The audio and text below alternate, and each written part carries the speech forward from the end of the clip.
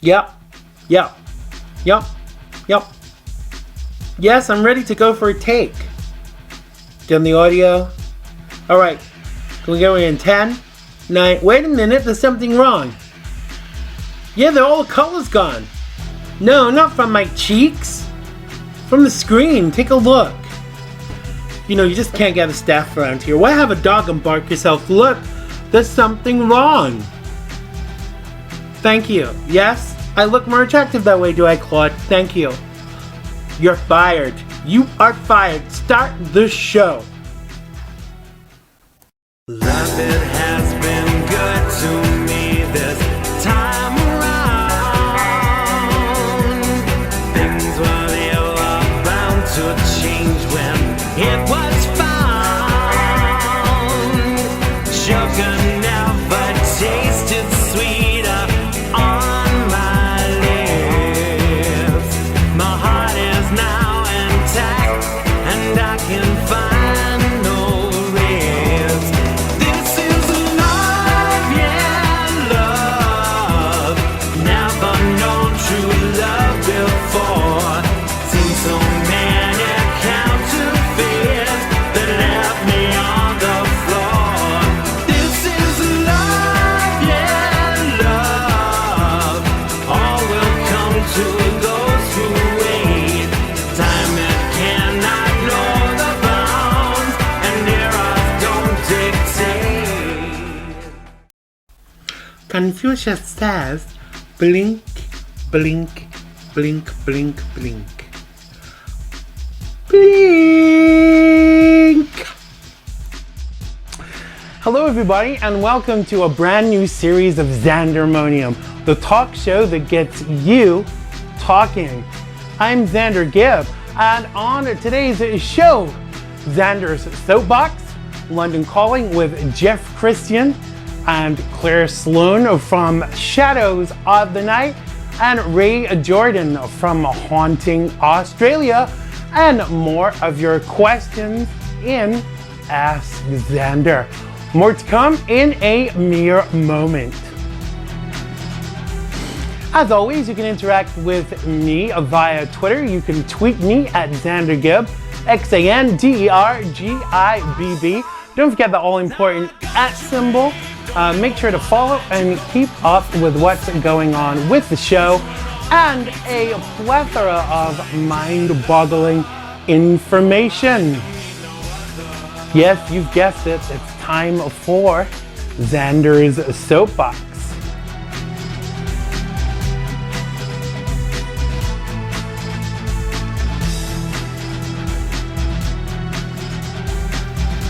Soapbox, he's getting on his soapbox again. It's been a crazy few weeks in terms of losing members of the entertainment industry. What with the passing of Natalie Cole, David Bowie, Lemmy from Motorhead, Glenn Frey, guitarist from the Eagles, Renee Angelil, to name but a few. God's clearly having some kind of really important event up there, calling them home in such droves. Now, the level of response to the news of the passing of certain celebs exhorts within the community at large and is very mixed from sadness to out-and-out devastation. When David Bowie died, I have to admit I was sad to say the least. I never met David, but I was raised on his music and felt a certain affinity to him given his ability to be all-inclusive. He was a very interesting human being who gave, like myself, an honest, unapologetic response to the world around him.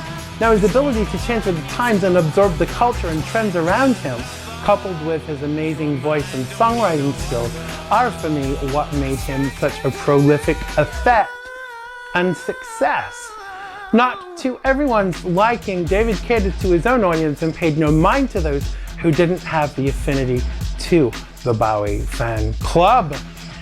His music spanned 4 decades and changed with the times, and his contribution to fashion was visible through the developing world. I can't ever remember one of his songs that didn't grab me in some way or other, and I even performed some of his classics in my live show. Now, if I had to pick a favorite, I don't really think that I could. It would be a toss-up between Life on Mars and Ashes to Ashes, and I think most people would say exactly the same.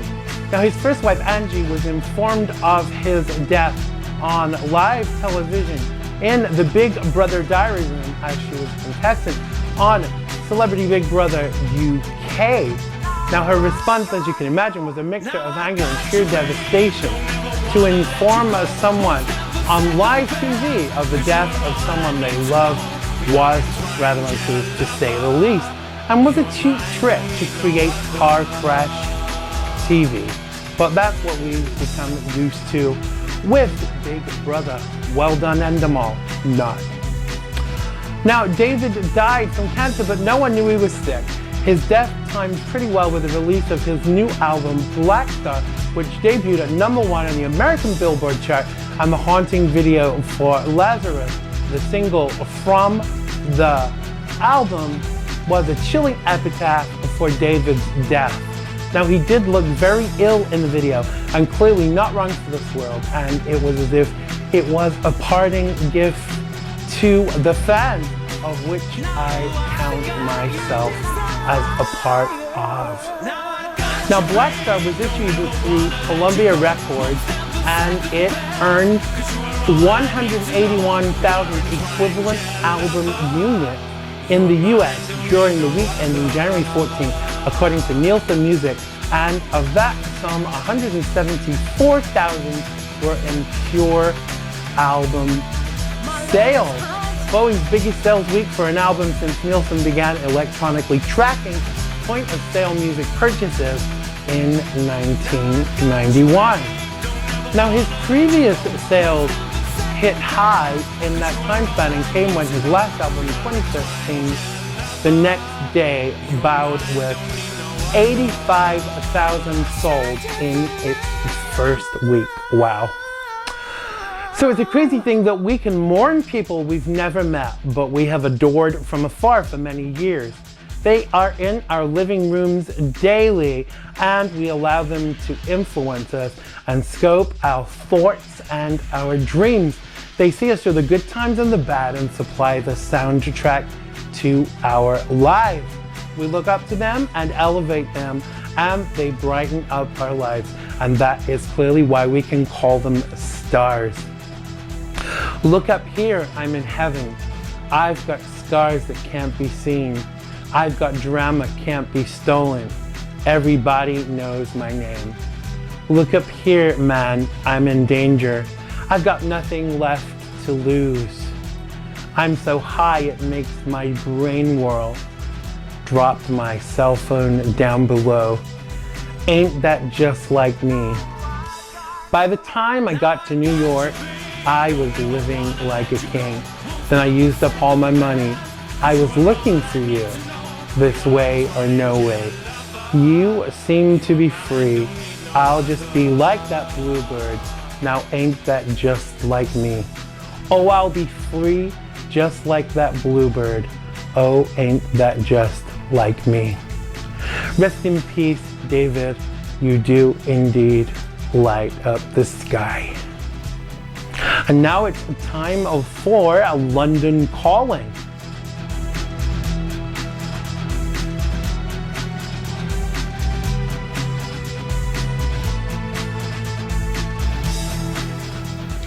Once a year in London town, there's a place to meet.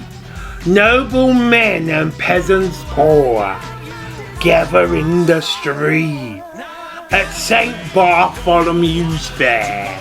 Well, you won't get none of that on London Calling. It's very scary today. Are you afraid of ghosts and ghouls and things that go bump in the night? Do the hairs on the back of your neck stand on end for no reason? Is there something strange in your neighborhood? Who you gonna call? No, not Ghostbusters. This week's London Calling, Jeff Kristian talks to Claire Sloan and Ray Jorden from Ghost Hunters. Whew, I got the shivers already. Let's check it out. Hello America, London Calling.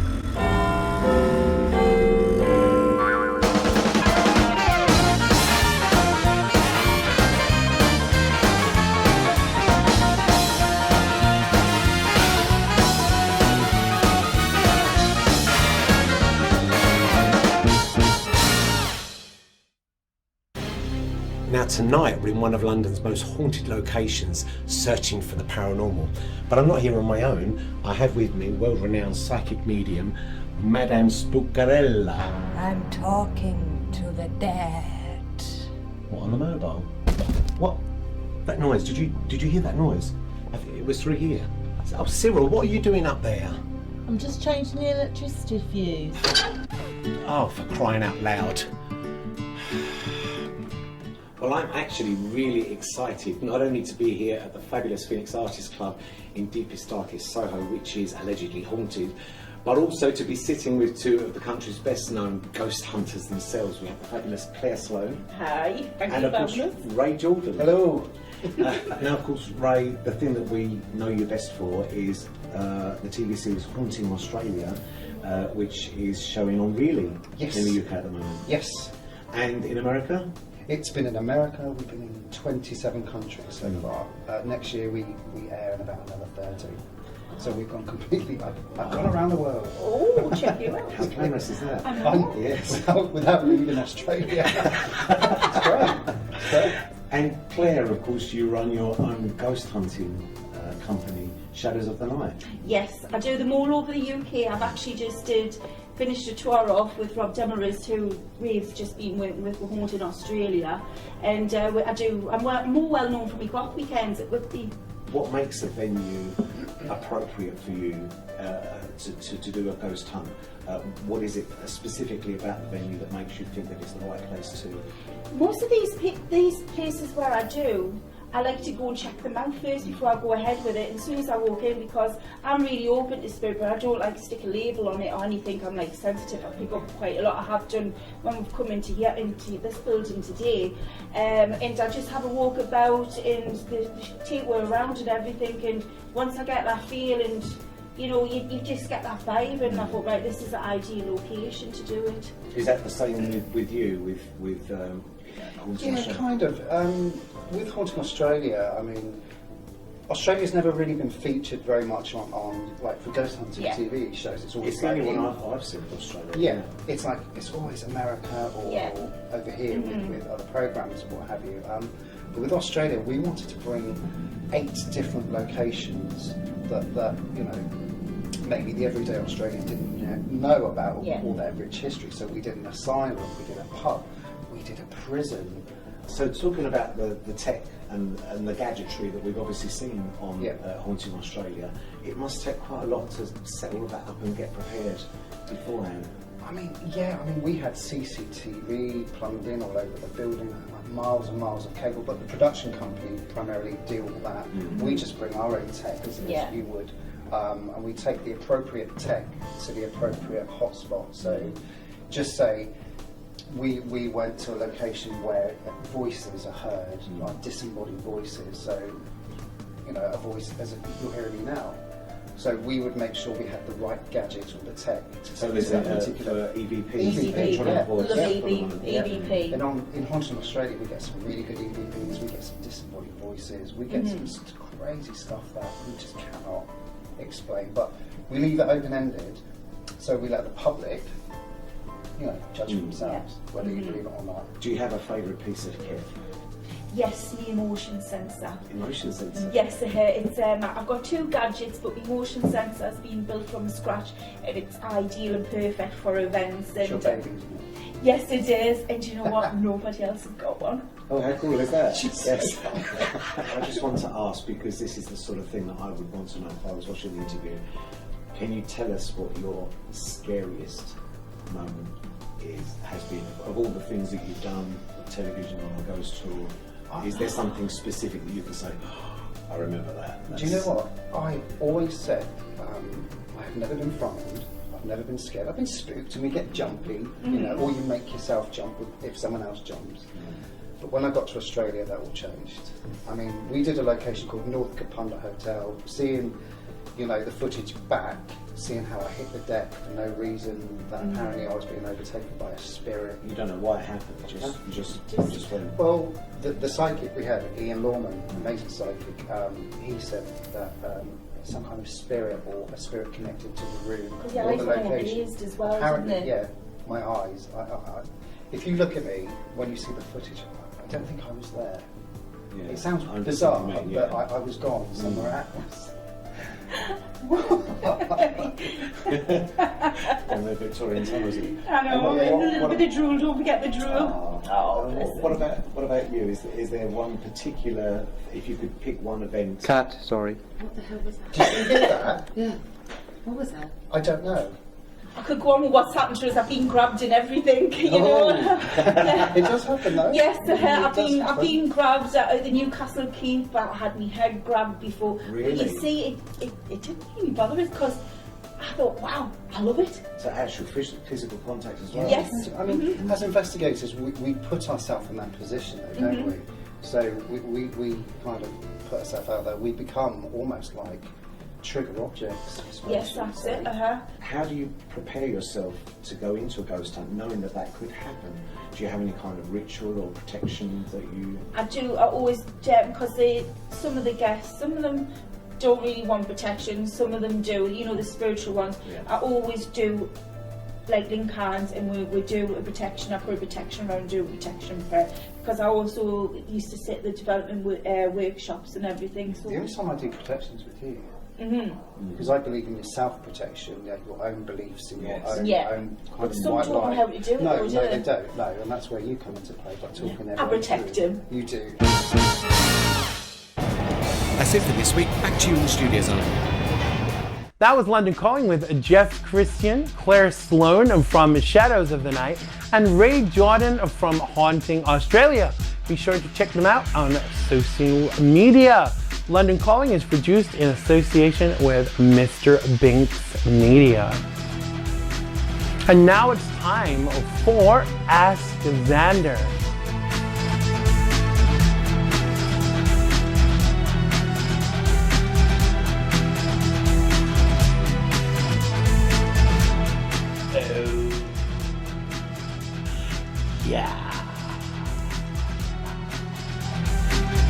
This week's first question is from Sarah from Manhattan, who asks, are you a Sex and the City fan, and would you like there to be a third movie? Duh! Sarah, I love Sex and the City, but a third movie? Don't know about that. The second movie was okay, but I think they lost the plot a little. And setting it in Dubai was not the city we really wanted to see. I don't think. Margaret Echeverria asks, how would you describe your faith and how has it transformed as you have matured? Wow, I'm not sure I am mature right now. What a deep question for Friday night. Well, Margaret, my faith is very strong, and I certainly think maturity has enabled me to understand my commitment to God. And my faith is the thing that brings me to the forefront and gets me by and enables me to keep my sanity, literally. Now, as a person of faith, I frown on religion as it's sometimes used to control and beat people over the head with. Religion is clearly based on fear, and faith, for me, is based on love and trust. Hope that answers your question, Margaret. Next question is from Kiara from Danbury, who writes, Dear Xander, I read your column every week. Haha. Very funny, Kiara. My question is, how important do you think laughter is? Oh, Kiara, I think the laughter is of paramount importance, and some of us forget the importance of laughter from time to time. Now, they say it's great medicine, and I think that it is so true. Growing up in my house, it was always filled with laughter, and it really did get us by. Thanks so much for your questions, Kiara. Desmond from Bethel wants to know if I'm a fan of The Good Wife. Oh yes, Desmond. It's one of my all-time favorite shows. Check it out Sundays at 9 p.m. on WCBS. I'm available if you want me for a cameo. Okay, Allison from London asks, who is your favorite actor? Why do I always have to pick one? I guess I would say Leonardo DiCaprio. Congratulations on your SAG award. And I think Idris Elba, too. He is very good. Oh, we got time for one more question, Claude? He's nodding and mumbling and twirling his mustache for a change. Okay, final question is from Kate from Danbury, who wants to know if I am pro-life. Oh, it's all the deep and meaningful questions tonight, isn't it? I am definitely pro-life, Kate. I feel someone's got to speak for the fetus. I wasn't always pro-life. I don't try and tell people how to live their lives, but if you're asking my opinion, as you were, yes, I am pro-life. That's this week's Ask Xander, and as usual, you can send us your questions and comments via xandergibb.com/contact. That's xandergibb.com/contact. Get those questions rolling in. No math though, thank you. So that's Xandermonium for today. Don't forget to join my mailing list at xandergibb.com and follow us on social media. Thanks to Jeff Kristian, Claire Sloan, and to Ray Jorden. Thanks to Claude and everyone who's worked on today's show. And thanks to you for watching. Stay cool out there, and I love you all. See you next time on Xandermonium. Bye-bye.